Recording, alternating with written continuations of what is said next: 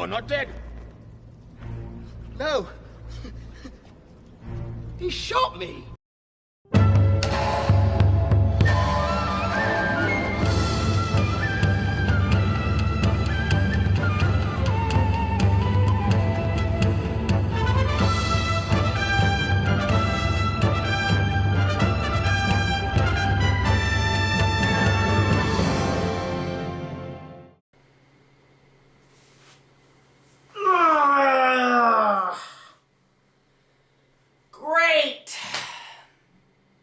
Another motherfucking filler episode.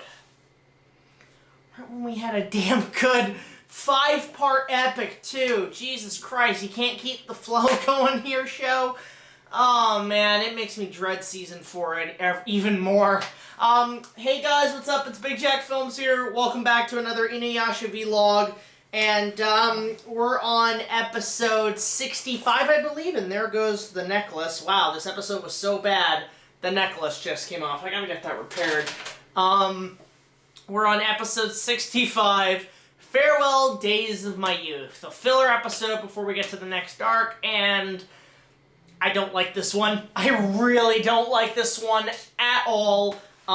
This is one of the worst episodes of the season. And I guarantee we're probably going to be getting a few of these. I know that I've heard the next arc was pretty good, but another filler! Fucking great. And you know what's the biggest pisser about it? Is that this is the, I think we're now on the, I believe, the third, intro to the series, like the third new intro.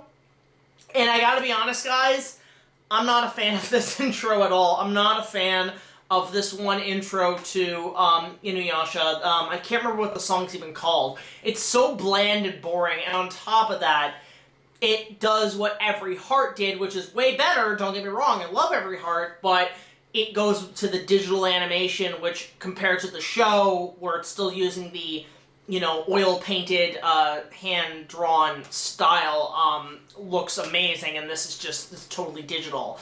And it also begins a trend in terms of the intros, kind of just showing the basic characters, showing the basic plot, and showing Naraku at the end, and they always blast the Tetsaiga and Aaron Kagome's arrow at it, and that becomes a staple of the intros from this point forward. So, this is not one of my favorite intros, even though I use it in the opening of this season, because it just seems appropriate.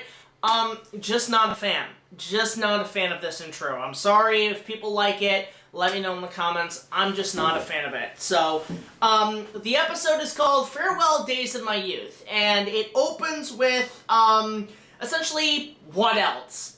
Our heroes slaying another demon. What could that demon be? Another goddamn centipede. What happened to the creativity of the different demons you guys fought? Was it just kind of like we were out of money that day, so let's reuse the centipede demon from Sango's intro? Like, this should be easy. If this was like a video game, these are like easy, bad guys to beat up in a beat 'em up. Like, these are like the beat 'em up clowns in Batman Returns for Super Nintendo, where you just punch them and they're down in one shot.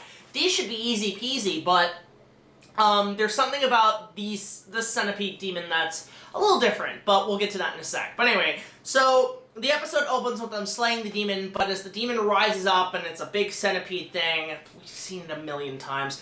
I think Japan has a serious centipede infestation, and that needs to be taken out pretty damn quickly. So, before it can attack and InuYasha uses his wind scar, it falls down dead. Which, technically, Kagome did call out InuYasha to say, don't kill it, because it killed itself, which meant saved a couple of lives from the Tetsaiga blast, because that's one thing I kind of am a little bugged about, is how easy InuYasha is just wanting to immediately go for the wind scar, not realizing the repercussions, and this is something that the show doesn't really focus on much, that this attack, the wind scar, is meant to kill 100 demons in one swing. 100 lives in one swing. So what if this hits people?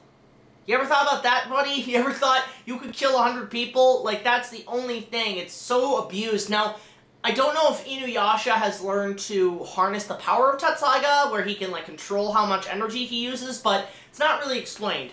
But the episode has a giant centipede. and, it dies, and the villagers say, why don't you come join us? And Moroku's like, oh, there's not many pretty women. Oh, we got pretty women. We got a princess. Okay, we'll join. And obviously he's hitting on the women, and, and what's funny, there is a couple of jokes in this that I do like. This is a very humorous episode. But one thing actually is interesting is that Moroku brings up that, the gods would not forgive me if I did not join you for dinner. I'm like, so wait, there's gods in this universe now? We have gods? I mean, I know there was Buddha, because it's Japan, but in terms of, like, gods, are we talking Zeus? Are we talking Greek mythology gods? Are we talking Beerus the Destroyer, even though he didn't exist when the show came out? But you catch my drift. Basically, the idea that, like, there are some form of gods and, like overlords of this world, which is, I find kind of interesting. But, anyway, so Moroku's hitting on all these women, but the one he ends up having to be smashed is Grandma! Granny be smashing, I'll admit, that was pretty funny. That was really good. I don't know if anything happened, but I figured that. But you know what, that's clever. That is clever. Whoever wrote this episode had some good humor. I'll give them that. And InuYasha is pretty much informed that this village is having essentially a family reunion by Kagome. And thinking about it, InuYasha thinks about it, and he realizes, like, if he had a family reunion with Sesshomaru, it would not end well, and it leads to a pretty cool image, and it's really funny, and so that's great. Now, one thing I will say about this episode did give birth to a lot of InuYasha memes in the community. You have, like, obviously InuYasha and Sesshomaru sitting down and eating and looking at each other with, like, dead eyes and everything, but I've seen so many memes of that. I've seen one with, like, Dr. Phil in the middle who's like, you need to solve your sibling rivalry. It is really funny. There's also another bit where, like, the meme of InuYasha going like this. Like, that's in this. There's a lot of memes, pictures in this episode. So I think this is the episode that gave birth to a bunch of memes. There you go. But that happens, in the episode with the family reunion thing. And of course, Miyoga's in this episode. And you're like, I haven't seen this guy in a while. Miyoga the flea. And something's up. He's acting very strange. So I'm like, oh, is this gonna be a Miyoga-themed episode? Oh my god. But, night falls, they're all asleep, and Moroku almost gets pissed on by a little boy! Wow, really setting the mood here, show. Basically, yeah, it's that classic joke you see in anime, which I'm not really comfortable with, and I'm kind of like, it's kind of funny, but not really, and I've seen it back, like, it's an old joke. It's an old joke that goes back to Dragon Ball Z when Gohan used to do that shit, so, like, in the Dead Zone movie. You see a lot of that in early 90s anime, and, it kind of just, it's 2002, guys, come on. So, that happens, and, of course, Moroku is still being a sleazeball and kind of a pimp attitude when Sango shows up, and, like, in the middle of the night, he's like, oh, she's finally come to her senses, why don't you come lay with me? But it turns out Sango's trying to kill him! Oh, no! What happened? So, it turns out she's possessed and is possessed by some form of demon that possesses everybody. Sango, Moroku, InuYasha, which I'll get to at some point. And this is actually also the first time in a set of filler episodes that we see Sango and Moroku fight each other. I find that's actually a trope that happens throughout the series, that they always end up fighting, whether one is possessed by a demon or one hates the other. I see that a lot in this show, and this is like the first time, essentially. And one thing I will say about this episode, the writing, despite some good jokes, is very meh. It's not the best writing of the series. You could tell they were just trying to pass the time to get the next arc out, but I understand that, but at the same time, it's like, come on, guys. You could have wrote better. But then, obviously, InuYasha gets possessed, chases after Shippo, and is about to take his kimono off, and it's like, oh, Shippo, and you're like, wait, oh, what the fuck? Like, this is creepy ass shit. Somebody get Chris Hansen! Somebody send help! Oh my god! But it turns out, it is another flea demon, and that's why Miyoga has been acting strange.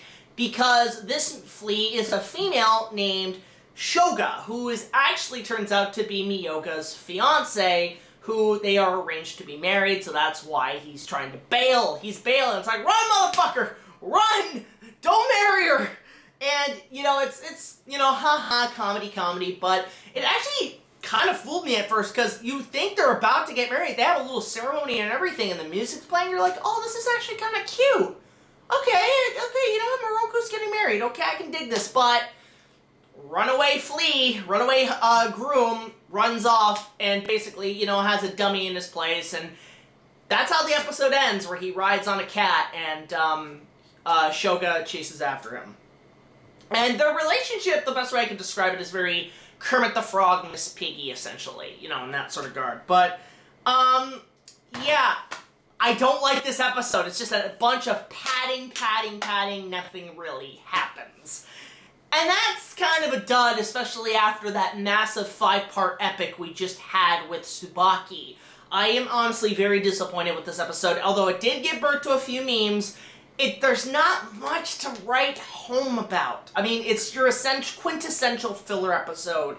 Have your demon of the day, comedy ensues, hijinks, yuck, and it starts to get really old really fucking fast. And I'm not gonna lie, guys, this is why I'm dreading the next season, because I remember watching some of season 4 and it was nothing but filler, and I'm just dreading that. That's gonna be the worst time to watch the series. So, but I'm gonna stick with it. I'm gonna stick all the way through. You have my word. I had promised with these vlogs. I've been doing them for a year now.